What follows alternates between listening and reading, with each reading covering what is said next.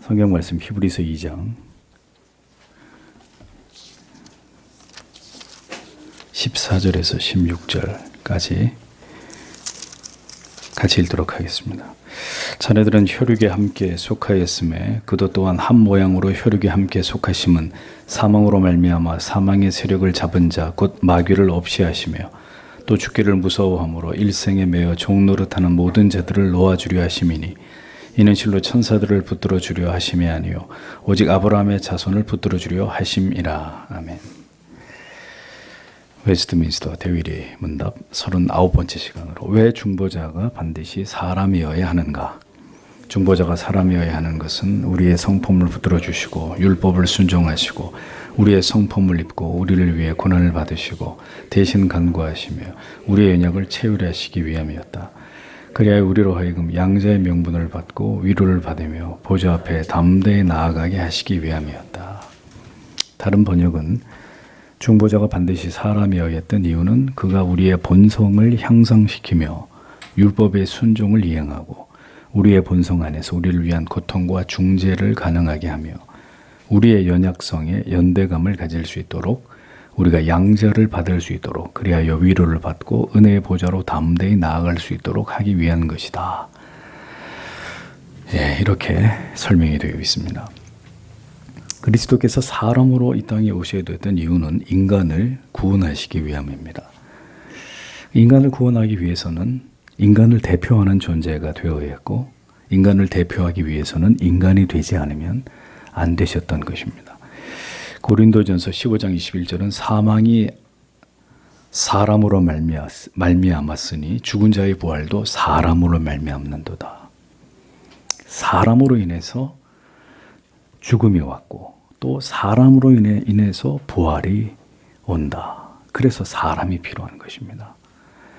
그리스도께서 우리를 위해 죽으시고 우리를 다시 살리시기 위해서는 그분이 반드시 인간이 되셔야만 했습니다. 그래서 그리스도께서 사람이 되셔야 됐던 이유가 우리의 본성을 붙들어 향상시키기 위해서라고 유리문답이 설명을 하고 있는 것이죠. 자, 이게 뭘 의미하는 것이냐?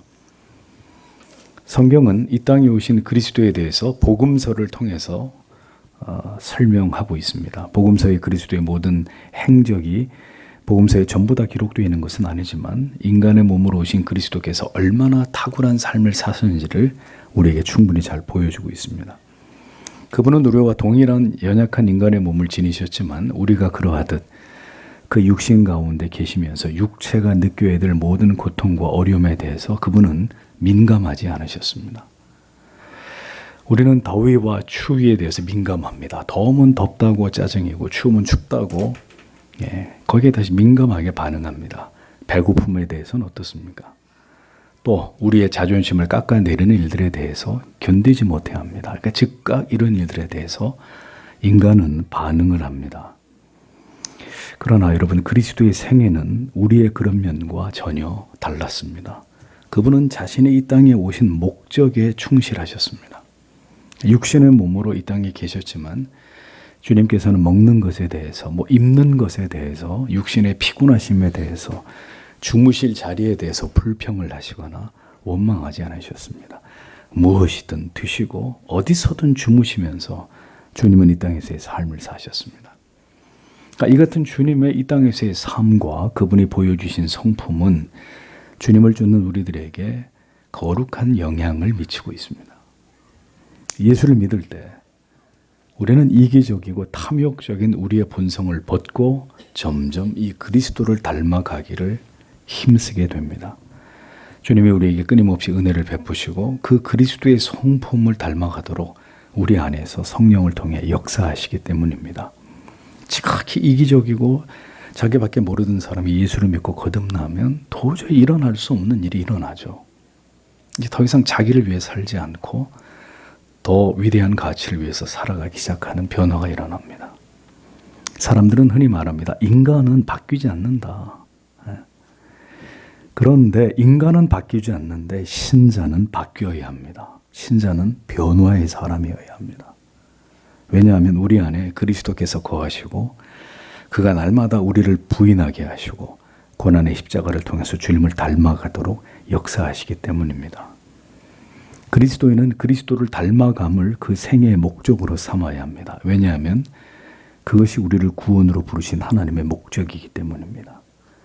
그리스도를 닮아 거룩하고 온유함으로 하나님을 향한 순종의 모습으로 이 땅에서 우리가 하나님께 영광을 돌리는 자가 되기를 하나님이 기뻐하시기 때문입니다. 자, 그럼 우리에게 날마다 우리 자신에게 물어야 될 숙제가 있죠. 우리의 본성은 그리스도를 닮아 변화되고 있느냐? 자아타가 인정할 만한 온유와 겸손과 선행으로 우리가 그리스도를 닮아가는 일에 발전을 보이고 있느냐? 그리스도의 생애에 깊이 영향을 받아 부지런히 열심을 품고 주님을 섬기는 삶을 우리가 하나님 앞에 살고 있는가? 여러분들에게 말씀드리지만 본성의 향상과 변화가 없는, 즉 성화됨이 없는 자는 그리스도의 사람이 아닙니다. 그 성화의 정도의 차이, 성화되어지는 그 정도의 차이는 그 개개인의 경건에 따라서 분명히 차등이 있을 수 있으나 중요한 건 변화돼 가야 한다는 것입니다. 성화됨이 없는, 성령이 그 안에 역사하여서 그 옛사람의 모습을 자꾸 깨트리고 점점 더 그리스도를 닮아가는 새 사람의 모습으로 변화시키는 증거가 나타나지 않으면 그리스도의 사람이 아닙니다.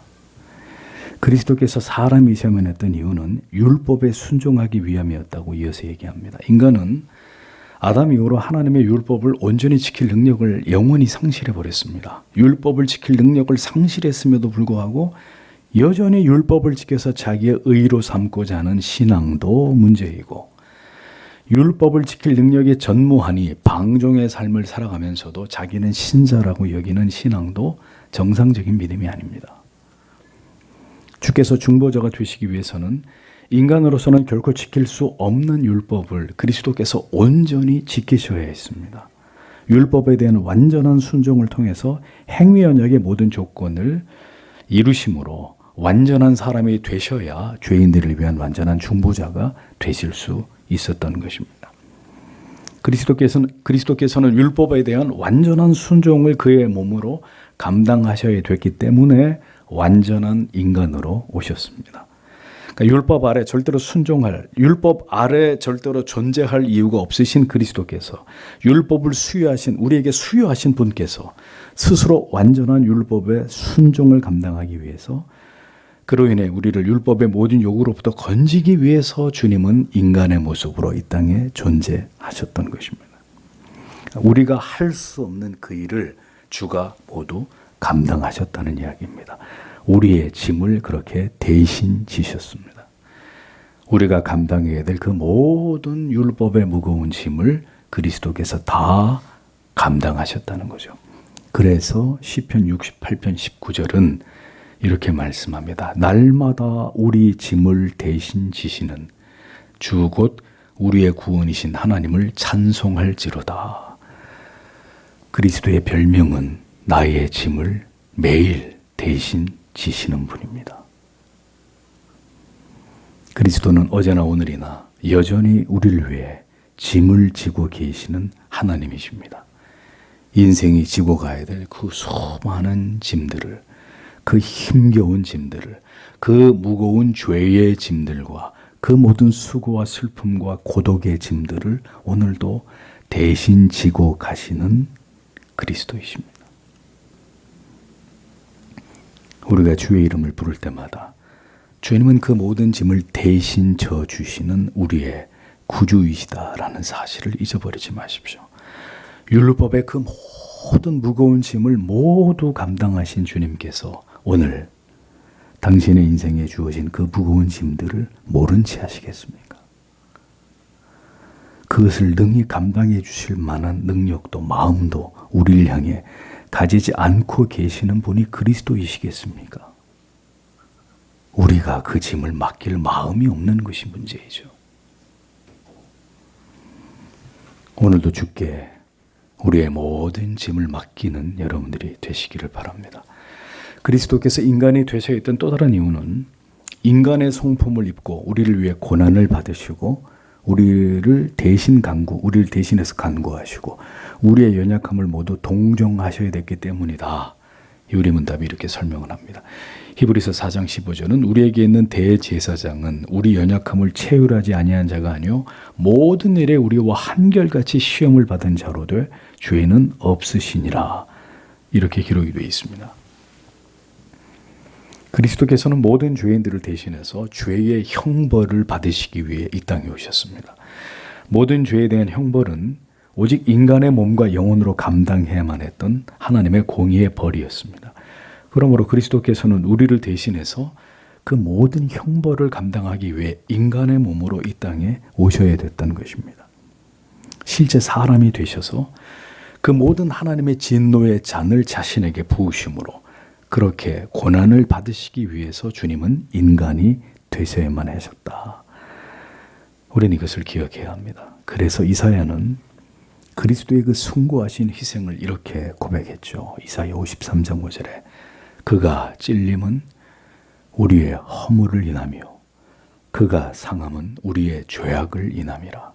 그가 징계를 받음으로 우리가 평화를 누리고 그가 채찍에 맞음으로 우리가 나음을 입었도다. 그의 몸이 우리를 대신해서 십자가에 못 박히셨고 그의 옆구리는 창에 찔려 피를 쏟아내셔야 했습니다. 그는 침뱉음과 조롱을 당하셔야 됐고 그의 손과 발은 어른의 손가락보다 더 굵은 못으로 관통되셔야 했습니다. 뼈조각과 쇠붙이가 달린 채찍에 맞아 살점들이 떨어져 나가는 그 고통을 주님은 죄인들을 위해 모두 그 육체에 감당하셨습니다. 그것이 속죄의 길이었기 때문입니다. 저와 여러분이 감당해야 될 모든 죄의 징벌을 그 상상하기 힘든 고통을 오직 중보자요 대속주가 되시는 그분께서 그 한 몸으로 모두 감당하셨습니다. 때로 여러분 먼 곳에 있는 교회를 오시기가 힘드십니까? 피곤하여 기도할 기운조차 없으신 이런 때가 있으십니까? 예수 믿는 게 너무 힘들고 내게 맡겨진 사명을 감당하는 일 때문에 너무 지치십니까? 여러분들의 육신이 그렇게 힘들고 고달프신가요? 주님을 바라보십시오. 우리를 위해서 그분이 그 육체 안에 어떤 고통들을 채워 넣으셨는지를 생각하십시오. 그분의 남은 고난을 내 육체에 부어 내가 주님의 교회를 그리스도를 섬기겠노라. 바울의 고백처럼 그런 마음이 우리에게 필요하지 않겠습니까? 쉽고 편하고 즐겁고 재밌는 길을 누가 못 따라가겠습니까? 고통스럽고 피곤하고 지치고 탈진이 되고 내가 예수 때문에 이런 불이익을 당해야 되나? 내가 이런 처지, 이런 대우를 받아야 되나?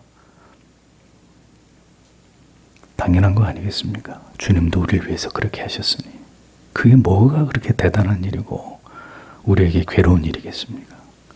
그게 주님을 닮아가는 한 방법이라면 기꺼이 거기에 나를 내어주는 것이 영광이죠.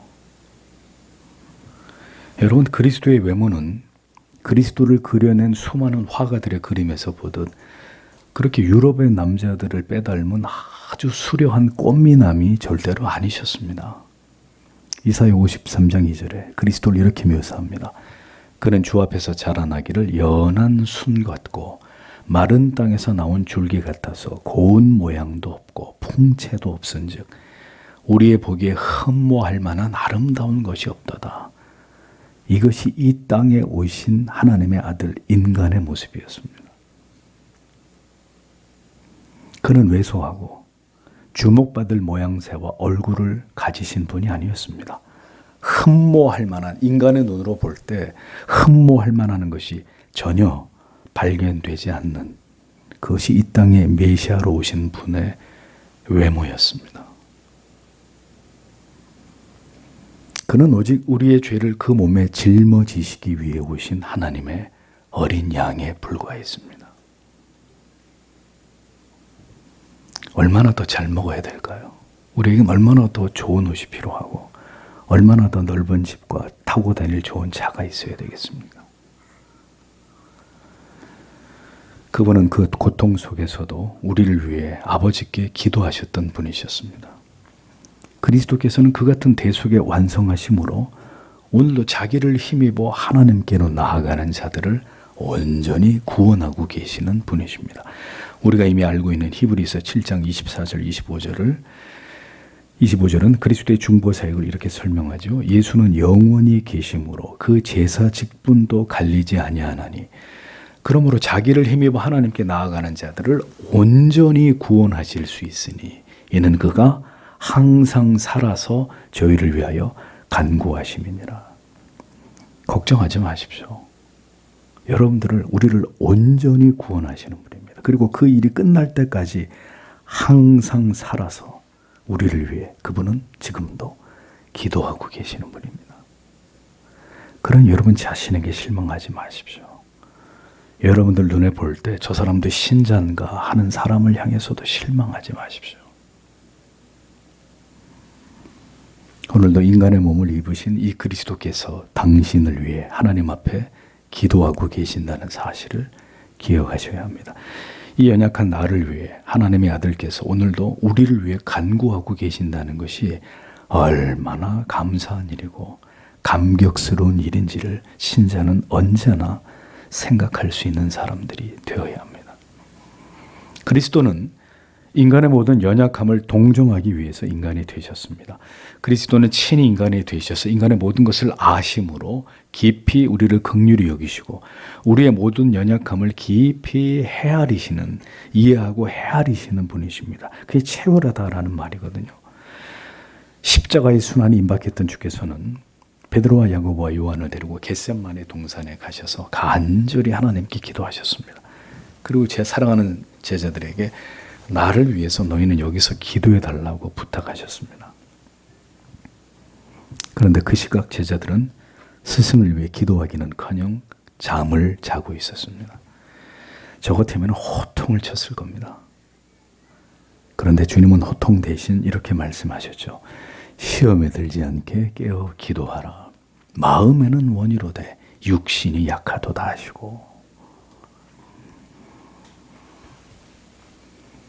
주일 예배에 항상 지각하시는 성도 여러분, 일주일 내내 거의 기도하시지 않는 성도 여러분, 피곤하고 분주하다는 이유로 성경 한 장 묵상하지 않고 한 줄을 사시는 성도 여러분, 마음에는 원이로되 우리의 육신의 약함을 주님이 알고 계십니다. 그는 인간으로 이 땅에 머무시고 인간의 모든 것들을 경험하셨고 인간을 잘 아시는 분이십니다. 그런데 여러분 이거 아셔야 됩니다. 연약해서, 정말 연약해서 오늘도 할 수 없이 넘어지는 것과 아무런 일만의 죄책감 없이 항상 넘어져 있는 것은 같은 문제가 아닙니다.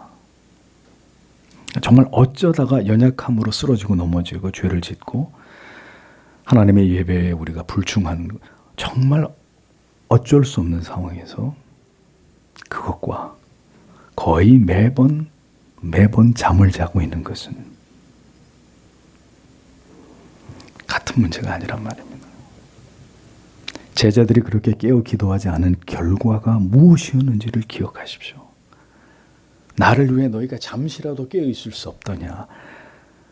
우리 때때로 기도할 때 이 아주 잘못된 기도 중에 하나가, 우리가 하나님 앞에 기도하면서 주님 우리가 육신이 연약하여 마음은 원이로되 주님 이 육신이 연약하여, 이거는 우리가 하나님 앞에 기도할 수 있는 내용이 아니에요. 주님이 우리를 긍휼히 여기셔서 주님이 우리에게 그렇게 말씀해 주신 것이지, 주님이 그렇게 여겨준 것을 뻔뻔하게 기도하면서 주님 마음은 원이로되, 그거는 핑계와 변명밖에 안 되는 거예요. 그렇게 깨어 기도하지 않은 결과가 뭐였습니까? 예수의 제자들이 그리스도에 대한 배신이었잖아요. 나중에 주님께서 그들을 다시 일으키기 전까지는 그들은 주님을 다 모른다 배신하고 뿔뿔이 흩어진 자들이 되지 않았습니까? 배도의 시대가 다가오고 있습니다. 우리의 연약함을 동정하시는 주님은 우리를 위해 기도하고 계시는데, 우리는 여전히 우리 자신의 게으름, 우리 자신의 나태함에 대해서 어떤 생각을 가지고 있나요? 주님은 지금도 우리를 위해 기도하고 계시는데 우리는 우리의 문제에 대해서 하나님 앞에, 그리스도 앞에 어떤 노력을 하고 있느냐? 언제까지 육체의 연약의 핑계 뒤에 숨어서 영혼을 무장하고 환난의 때를 준비하는 일을 게을리 하시겠습니까? 지난주에 사이렌이 울려서 여러분 많이 놀라셨죠? 뭐 짐을 싸신 분, 은행에 가서 돈 찾는 분 이해합니다.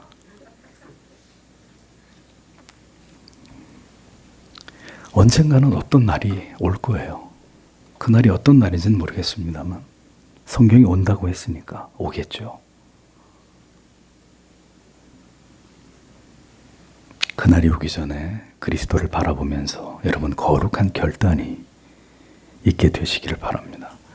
그리스도께서 그렇게 완전한 인간이 되심을 통해서 모든 중보자로서의 사명을 감당하심으로 인해서 우리는 양자가 되었고 오늘도 넉넉한 위로를 얻고 은혜의 보좌 앞으로 담대히 나아갈 수 있게 된 것이라고 유래문답은 설명하고 있습니다.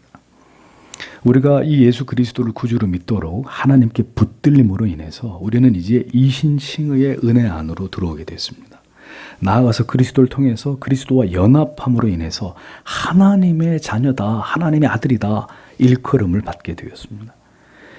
그리스도께서 하나님의 영원하신 아들이 되신 것처럼 우리 역시 그리스도께서 낳아주신 하나님의 자녀로 영원히 하나님께 입양된 존재들이 되었습니다. 영원히 저주를 받아서 멸망당해야 될 죄인들이 영원히 하나님의 자녀가 되어서 하나님과 함께 영생을 누리는 존재로 변화되는 은혜를 얻게 된 것입니다. 히브리서 4장 16절은 우리에게 주어진 이 위대한 양자됨의 특권을 이렇게 말씀했습니다. 그러므로 우리가 긍휼하심을 받고 때를 따라 돕는 은혜를 얻기 위하여 은혜의 보좌 앞으로 담대히 나아갈 것이니라. 그러니까 신자는 이 세상이 우리에게 줄 수 없는, 그리고 결코 세상 사람으로부터 얻을 수 없는 위로를 매일매일 주께로부터 얻을 수 있는 자들입니다. 괴로움과 고통이 몰려올 때, 누구도 나를 위로할 수 없는 슬픔이 엄습할 때, 나를 위로할 자는 그 누구도 아닌 오직 예수뿐이라는 사실을 신자는 반드시 경험할 수 있는 사람들입니다. 우리는 여전히 습관과 형식으로 수없이 많은 희생 제물을 드리고도 이 양심의 가책의 문제, 죄의 문제가 궁극적으로 해결되지 않는 제사를 드리고 있는 그런 사람들이 아닙니다. 아들을 통해서 열어놓으신 영원히 살 길, 그 길을 따라 오늘도 하나님의 은혜의 보좌 앞으로 담대히 나아가서 하나님께서 오늘도 우리를 위해 예비하신 모든 신령한 은혜를 누리고 맛보고 경험하고 그 복되신 관계 속에서 세상을 이기며 살아가는 하나님의 자녀들이라는 것을 잊어서는 안 됩니다. 이것을 위해 그리스도께서 인간으로 오셨고 자기를 십자가 위에서 영원히 단번에 속죄의 제물로 드리심으로 성소의 휘장을 갈라 이제는 우리 모두가 하나님 앞으로 나아가 그 하나님을 아바, 아버지라 부르고 그 하나님께 긍휼과 자비를, 용서를 구할 수 있는 자녀가 되게 하셨다라는 것을 우리는 분명히 기억해야 합니다. 기억하는 것으로 끝나는 게 아니라 이 특권을 매일매일의 우리의 삶에서 맛보고 누리고 경험하고 그것을 통해 우리의 믿음이 더 자라가는 그리스도의 사람들이 되어야 하는 것입니다. 우리가 나아가는 곳은 하나님의 은혜의 보좌 앞입니다. 은혜의 보좌란 도저히 받을 자격이 없는 자들에게 오늘도 넘치도록 사랑을, 자비와 긍휼을, 그리고 죄사함의 용서와 기쁨을 베풀어 주시는 하나님의 성품, 그 마음을 가리키는 것입니다. 그 하나님의 마음이 서려 있는 곳이 은혜의 보좌입니다.